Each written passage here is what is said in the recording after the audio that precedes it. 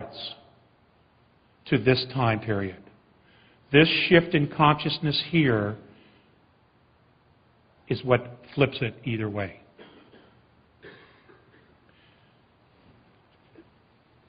They're going to intervene, and they have been intervening in very, very subtle ways, because no one wants to live in tyranny. Not now or in the future. No one does. So this is our moment. This is our moment as a humanity, as a race, to really decide, are we or are we not going to unite as one? Are we or are we not going to watch each other's back? Are we or are we not going to stop taking crap from bureaucracy? We have to make a decision, and that decision is upon you. And you're going to be forced very, very soon to make a decision. And I'm not just talking to you folks here in the audience. I know that this is being streamed, and I know that these DVDs and things have a life of their own. I know that better than anybody. Okay? The time is now, and all it does is it starts with you, just to make a decision. Okay? To do something, to be radical. To be a rebel again. Most of us guys in this audience, we know what that's like. Being a rebel. We grew up shooting guns, chewing toast into the shape of a pistol. Okay? Rescuing the damsel. Excited about the next adventure. We know about that. You know? That's part of who we are. We are not domesticated lapdogs. We're just not. And I'm not going to be.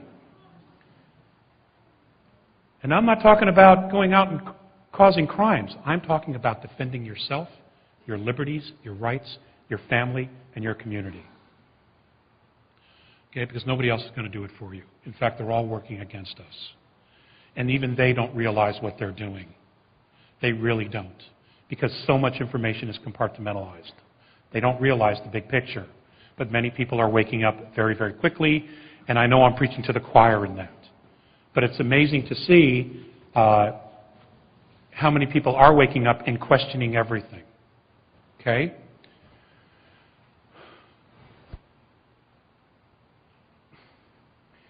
This is our moment. The next several years is our moment. And it really needs to begin now. 2012 is not the end of the world. It isn't going to happen. It's not our destiny. Okay? However, the Earth will be going through some transitions because we will be crossing the galactic plane. And the galactic plane has an intense magnetic gravitational field. There will be changes. It's inevitable. Mr. Green touched on some of that yesterday. Okay, and others have talked about this as well. Okay, it's going to happen. So you need to start thinking about, where do I really want to be? Okay, if it's here, fine. Make the best of it. But create your space of independence. Don't take it for granted any longer. We can't. The whole world is looking at us. The Asians, the Europeans, they can't believe how stupid we are. Gospel. They can't believe how stupid we are. They're like, what's wrong with the Americans? You know? I don't have an answer. Do you? We watch TV. What I'd like to do, because I did have some extra time, is I would really love to entertain some questions. If that's all right.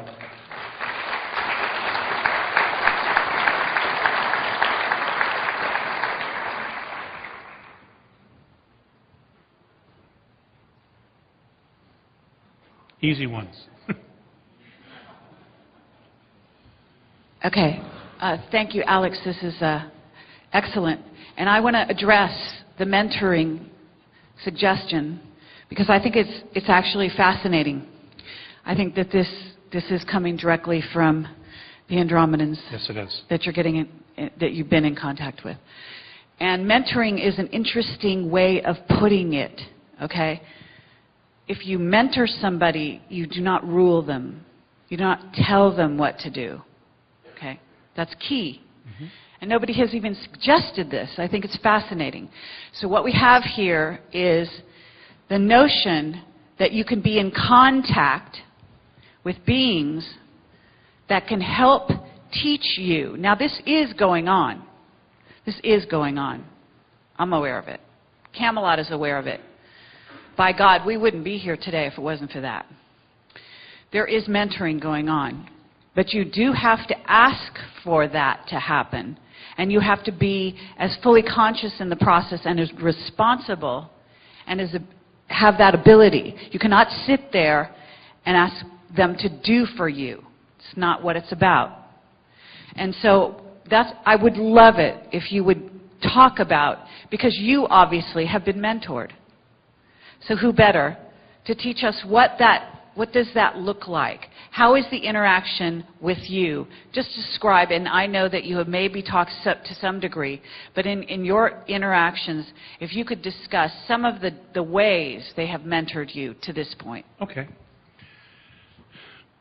Know that my mentoring has gone on with times that I have literally been kicking and screaming.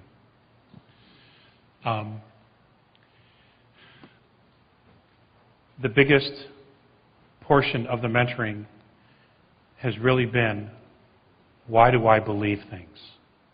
And what is it that I believe? So a lot of times the question will come, I will ask a question or I will have a perspective, and they will immediately come back and say, well, why do you believe that? You know, what is your process of believing that that's true? And, for example, religions. It was one of the biggest things I had when I was a kid. And it was an issue that my father brought up to me as well when I told him about this.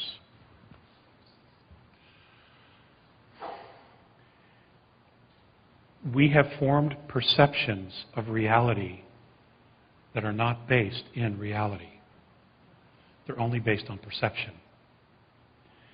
Now, in accepting that perception as reality, what we do is we reinforce that illusion. And that's what we have done on earth, is we have reinforced the illusion about who we are.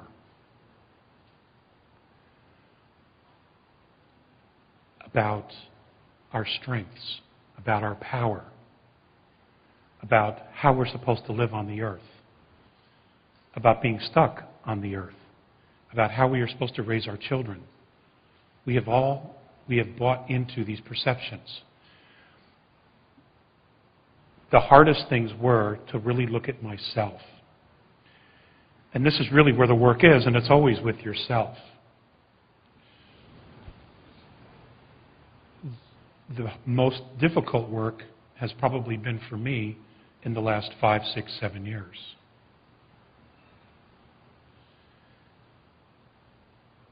Questions like, well, who am I? They don't answer it. They don't say, well, you're this and this and this.